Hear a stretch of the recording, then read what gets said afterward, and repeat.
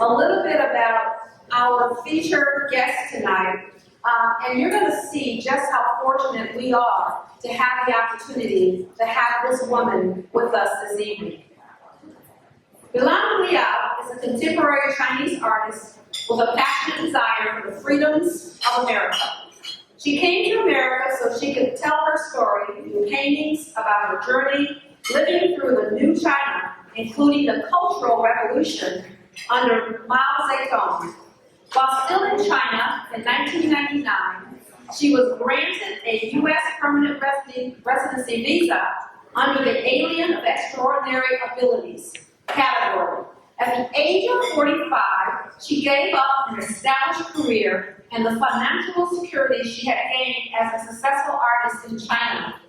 Not knowing how to speak English, she started as a child with learning a new language and customs. During the 18 years she has lived in America, she has earned 2 master's degrees in painting from University of Indianapolis, Indiana, and from Kendall College of Art and Design in Grand Rapids, Michigan. She also studied art history and fresco painting in Italy. She taught at Paris School of Art and Design for 5 years, and in 2008 she moved to Paducah, Kentucky to lead the painting program at Paducah School of Art and Design, where she built the BiLan Liao Gallery in Paducah. Last year, BiLan retired as an associate professor from the art school to concentrate on her artwork. She has shown her art at museums and galleries, and she has lectured nationally and internationally. So you've had an opportunity to see some of her work, but you're going to have the opportunity to hear the story that goes with the artwork. You're going to have the opportunity to hear the music. Ladies and gentlemen, I am honored to introduce to you BiLan Liao. BiLan.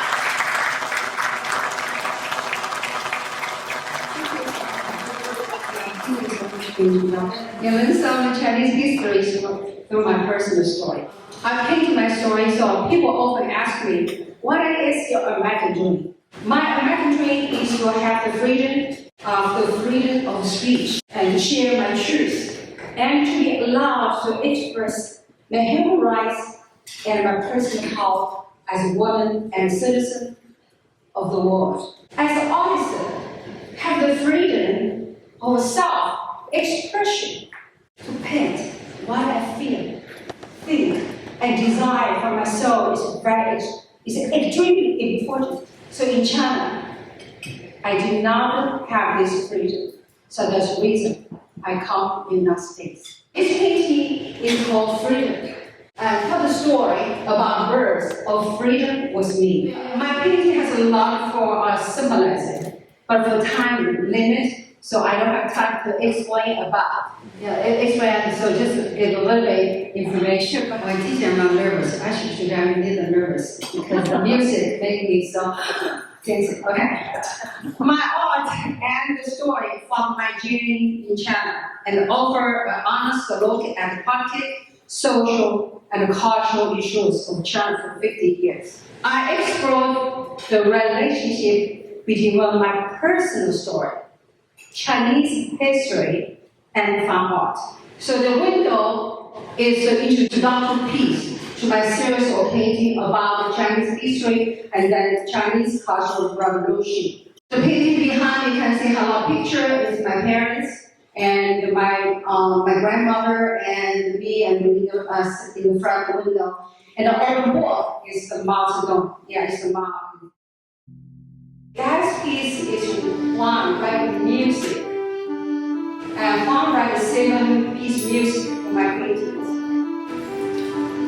The sculpture is called Ramirez. Mao declared, who was born in China, you have a great life. I was born in 1954.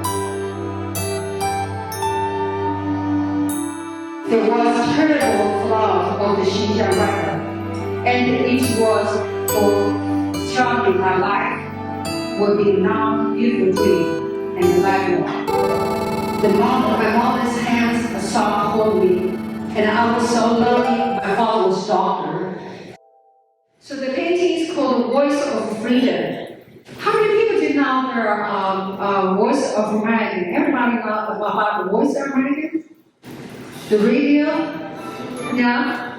That's the Voice of America when the channel is 1942. Yeah, in 5 languages. So Chinese government controlled all the new media, and anyone who caught listening to American radio was punished. The painting is called Voice of Freedom. When I was a little girl, my father would like to the radio to hear the program, Voice of America. He had to hide under the blanket was his radio adjusting position to get the signal of the radio station. To me, as a child, he looked like he's playing a game. And I wanted to join him. Was fun. I really do. I remember. I wanted to join the fun, but my grandmother told me close for her as I sit in the lap.